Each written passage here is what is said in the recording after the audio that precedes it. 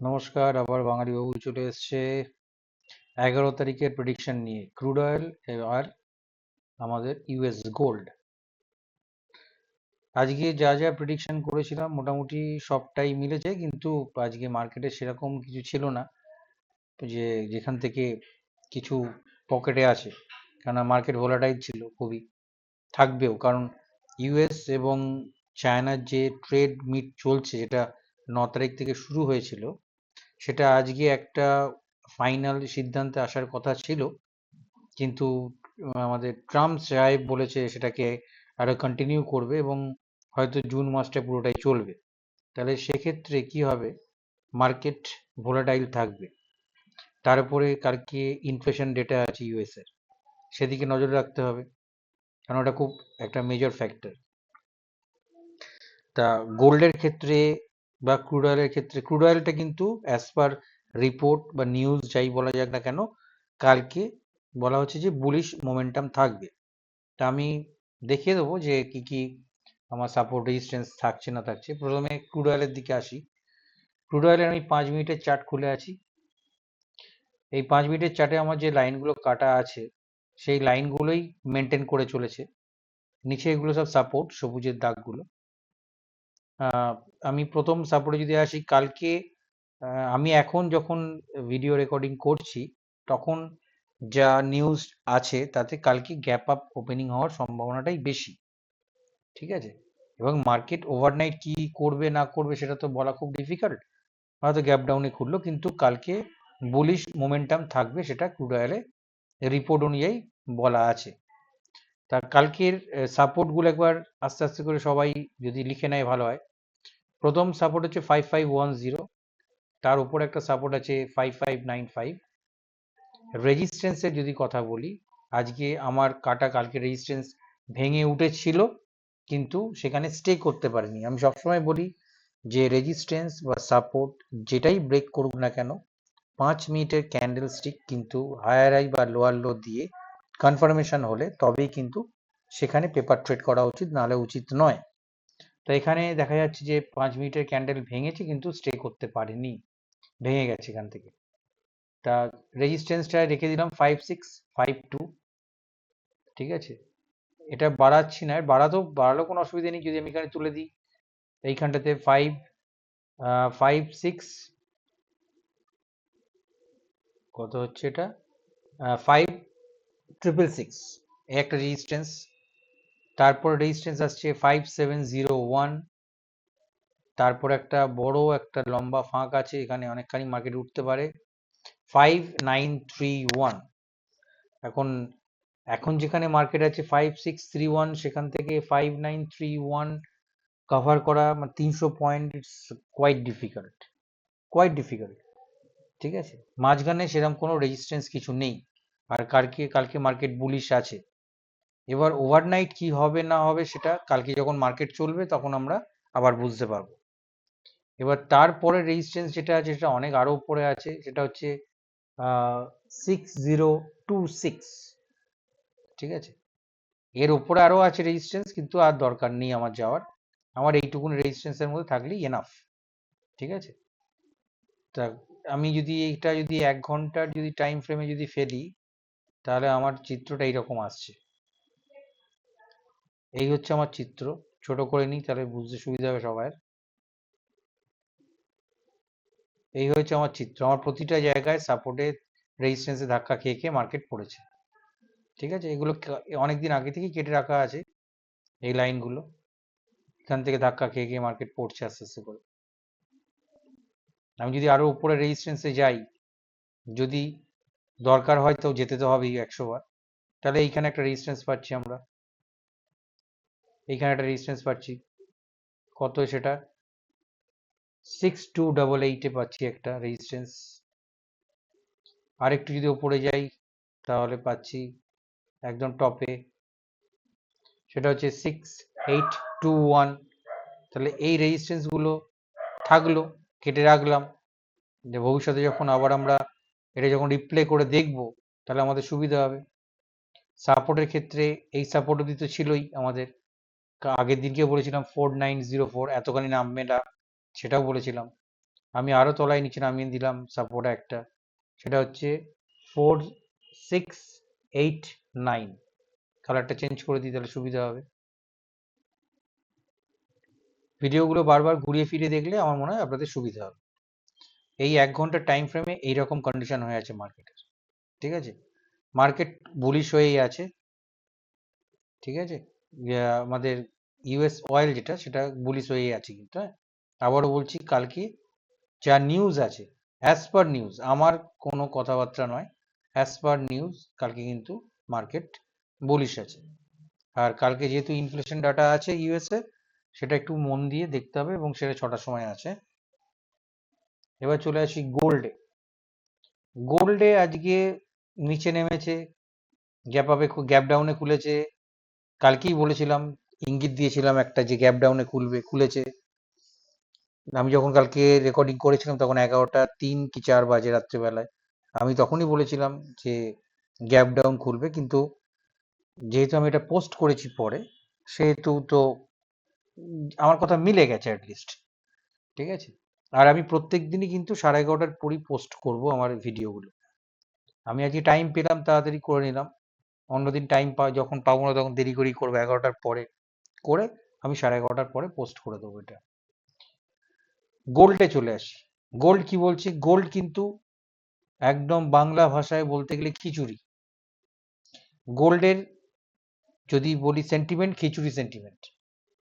আজকে যে গোল্ড যেটা মানে নিচে নেমেছে বা ফল করেছে, সেটা সিম্পলি প্রফিট বুকিং এর জন্য। ঠিক আছে, প্রফিট বুকিং করা হয়েছে তাই গোল্ড পড়েছে, নাহলে গোল্ডের কিন্তু কালকেও সেন্টিমেন্ট বুলিশ আছে। যদিও আমাদের নজরে রাখতে হবে প্রতি মুহূর্তে যে অনগোয়িং ট্রেড মিট কি কি হচ্ছে না হচ্ছে, ওখানে ট্রাম্প এবং চায়নার কথাবার্তার মধ্যে কি কি আসছে। যদি কোনো ট্যাক্সের ক্ষেত্রে কোনো রিল্যাক্সেশন দেওয়া হয় ট্যারিফের ক্ষেত্রে, তাহলে অবশ্যই করে কিন্তু শর্ট টার্মের জন্য গোল্ড নিচের দিকে নামবে। ঠিক আছে, আর যদি দেখা যায় যে কোনো রকম মানে পারফেক্ট কোনো কথাবার্তা আসছে না, সবকিছু ওপর হচ্ছে, বা মাঝামাঝি কথা রয়ে যাচ্ছে, কোনো সিদ্ধান্তে আসছে না, সেক্ষেত্রে কিন্তু গোল্ড ভোলাটাইল টু বিয়ারি বুলিশ এই কন্ডিশনে থাকবে। ঠিক আছে, এখনো পর্যন্ত গোল্ডের যা কন্ডিশন, আমি সবসময় বলে গেছি 3300-র ওপরে মার্কেট কিন্তু বুলিশ। আমি বারবার বলেছি 3300-র ওপরে মার্কেট কিন্তু বুলিশ। আজকেও কিন্তু 3000 কততে বাউন্স খেয়েছে, এটা 3302। এখান থেকে কিন্তু ডাবল বটম করে মার্কেট কিন্তু উঠেছে 30 মিনিটের টাইম ফ্রেমের কথা বলছি। ঠিক আছে, কালকের সেন্টিমেন্ট যদি বলি, মানে অ্যাজ পার মাই প্রেডিকশন, আমি বারবার বলছি এটা এডুকেশনাল চ্যানেল, তাই এডুকেশনাল পারপাস আমি যেগুলো বলছি সেগুলো রিয়েল মানিতে ইমপ্লিমেন্ট করার আগে you have to take a suggestion from your financial advisor. নিজের থেকে কোনো রকম টাকা পয়সা লাগিয়ে কিছু করবেন না, ইনভেস্ট করে করবেন না।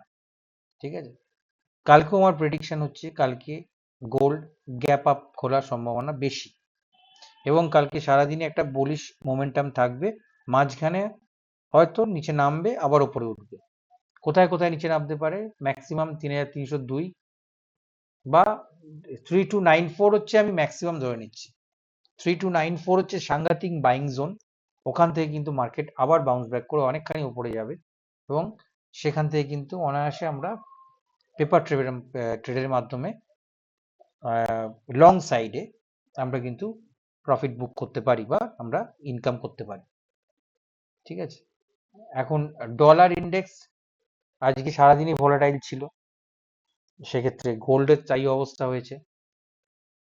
30 মিনিটের পর যদি আমি 2 ঘন্টায় চলে যাই টাইম ফ্রেমে, 2 ঘন্টায় এখানে যেরকম ক্যান্ডেলস্টিকের চিত্র হয়ে আছে, তাতে মানে মোটামুটি বলা যেতে পারে 3302 অবধিও একটা ধাক্কা দেবে নিচের দিকে। ক্যান্ডেলস্টিকের প্যাটার্ন কিন্তু বিয়ারিশ হয়ে বসে আছে, ক্যান্ডেলস্টিকের যে প্যাটার্ন তাতে বিয়ারিশ হয়ে বসে আছে, কিন্তু বায়ার্স অ্যাক্টিভেট সাংঘাতিক পরিমাণে, বায়ার্স অ্যাক্টিভেট হয়ে আছে নিচের দিকে।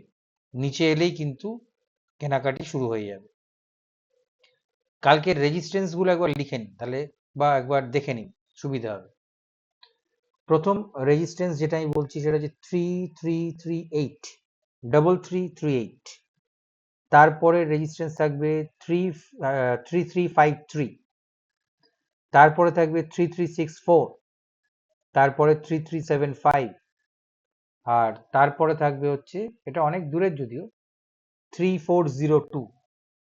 মার্কেট কিন্তু আলটিমেটলি জুন মাসের মধ্যে আমার প্রেডিকশন অনুযায়ী 3400 কিন্তু ছোঁবে, ঠিক আছে? তারপরে যদি সাস্টেন করে তাহলে কিন্তু আবার উপর দিকে ছুটতে আরম্ভ করবে। তাহলে আর সাপোর্টের ক্ষেত্রে কি বললাম, 3302 হচ্ছে খুব ইম্পর্টেন্ট সাপোর্ট, সেটাও যদি ভাঙে তাহলে 3294 সাংঘাতিক ইম্পর্টেন্ট একটা সাপোর্ট। এখানেও মানে বায়ার্সরা সাংঘাতিক পরিমাণে অ্যাক্টিভেট হয়ে আছে। আর 3372 সেখানেও বায়ার্স অ্যাক্টিভেট হয়ে আছে। আমি এত নিচে নামতে চাইছি না, কেননা মার্কেটে এখনো বুলিশনেস আছে, তাই জন্য। যদি ভাঙে, আমি বলছি কোথায় কোথায় সাংঘাতিক পরিমাণে বায়ার্স অ্যাক্টিভেট হয়ে আছে, বিশেষ করে 3294-এ বায়ার্স সাংঘাতিক পরিমাণে অ্যাক্টিভেট হয়ে আছে, ঠিক আছে? এই হয়েছে স্ট্রাকচার। দেখা যাক, আমার প্রেডিকশন যদি মেলে, একটাই অনুরোধ, প্রত্যেককে রিকোয়েস্ট করছি, আমরা যারা প্রত্যেকেই এখানে প্রেডিকশন করি, তারা মার্কেটকে অ্যানালিসিস করি, আমরা সাহায্য করার চেষ্টা করি। মার্কেট সুপ্রিম, মার্কেট যেটা বলে সেটাই হয়, আমরা মার্কেটকে ফলো করি এই পর্যন্ত, তাই ভুল ত্রুটি হতেই পারে। তা যদি মিলে যায়, একটাই রিকোয়েস্ট, কিছু কমেন্টস করবেন, তাতে এনকারেজড হব, তাহলে প্রতিদিন দিতে পারবো, সাহায্য করতে পারবো। এখন লাইভ করতে পারছি না কিছু ব্যক্তিগত সমস্যার জন্য, তার জন্য আমি ফোরকাস্টটা করে যাচ্ছি, প্রতিদিন করার চেষ্টা করব আমি, এবং ভবিষ্যতে যদি রেসপন্স পাই, আমি আবারও বলছি, ইকুইটি মার্কেট সম্বন্ধে কিছু আলোচনা করব, ঠিক আছে? যেহেতু আমি সেবি রেজিস্টার্ড নই, সেহেতু কিন্তু আমি কোনো স্টক সম্বন্ধে কিছু বলবো না। কোন সেক্টর কতখানি এগোতে পারে সেই সম্বন্ধে আমি আলোচনা করে দেবো, আপনারা পড়াশোনা করবেন সেই সেক্টরে, কখন কি অর্ডার ঢুকছে না ঢুকছে, সরকার থেকে কোথায় কি ইনভেস্ট করছে, ঠিক আছে? প্রমোটার্স কোথায় বেশি আসছে, এফআইআই কোথায় বেশি আসছে, বাড়ছে, সেগুলো দেখে নেবেন, দেখে সেই স্টক কিনবেন। আমি সেক্টরটা আলোচনা করে দেবো, তবে সবকিছুই ডিপেন্ড করছে আপনাদের উপরে, আপনারা যদি আমাকে উৎসাহ দেন তবেই, ঠিক আছে? তাহলে গোল্ডের এই পর্যন্তই থাক আজকে। তাহলে আমার প্রেডিকশন কি হলো, কালকে gold volatile to bullish momentum থাকবে, আর কালকে গ্যাপ আপ খোলার সম্ভাবনা একটা আছে, দেখা যাক মেলে কিনা, নাও মিলতে পারে, ওভারনাইট অনেক কিছু হতে পারে, কিন্তু টেকনিক্যাল অ্যানালিসিসের মাধ্যমে এবং চার্ট দেখে এবং আমার অভিজ্ঞতা থেকে যেটা আমি বলতে পারি, সেটা হচ্ছে কালকে গ্যাপ আপ খোলার সম্ভাবনা আছে। যেমন আজ, গতকালকে বলেছিলাম আজকে গ্যাপ ডাউন হবে, গ্যাপ ডাউন হয়েছিল, বেশ ভালোই গ্যাপ ডাউন হয়েছিল, বেশ ভালো গ্যাপ ডাউন হয়েছিল আজকে। তা দেখা যাক কালকে কি হয়। আজকে এই পর্যন্ত, সবাইকে শুভরাত্রি, খুব ভালো থাকবেন, খুব ভালো করে ট্রেড করবেন। আরেকটা কথা বলে রাখি, ওভার ট্রেড করবেন না, খুব বাজে জিনিস। দিনে আপনার টার্গেট যদি চলে আসে একবার, সেখানে ছেড়ে দেবেন। টার্গেট যদি না আসে, যদি প্রথমটা যদি আপনার কোনো কারণে এসএল হিট হয়ে যায়, আরেকবার ট্রাই করবেন। আগের এসএলটাকে বা আগের লসটাকে মেক আপ করে সামান্য কিছু পয়সা যদি ওখান থেকে বের করে আনতে পারেন, খুব ভালো। যদি পরপর দুটো এসএল হিট করে যায়, জানবেন ওই দিনটা আপনার জন্য নয়, আপনি কিন্তু যা সিদ্ধান্ত নেবেন ভুল নেবেন, কিন্তু ছেড়ে দিন। মার্কেট আগামী কয়েকশো বছর থাকবে, কোনো চিন্তা নেই, কিন্তু ফান্ড নষ্ট যদি হয়ে যায়, তাহলে কিন্তু পরবর্তীকালে হাতের সামনে একদম সুন্দর মার্কেটের যে মোমেন্টাম বলুন বা মুভমেন্ট বলুন, সেটা মিস করবেন এবং প্রফিটটা নিতে পারবেন না। ফান্ডকে নিজের কাছে রাখতে শিখুন। দুদিন ট্রেড না করলে কোনো অসুবিধা নেই, দুদিনের পয়সা 3 দিনের ট্রেড যদি ঠিকমতো মার্কেট দেয়, 3 দিনে পুষিয়ে দেয়, এটা আমার নিজের অভিজ্ঞতা থেকেই বলছি।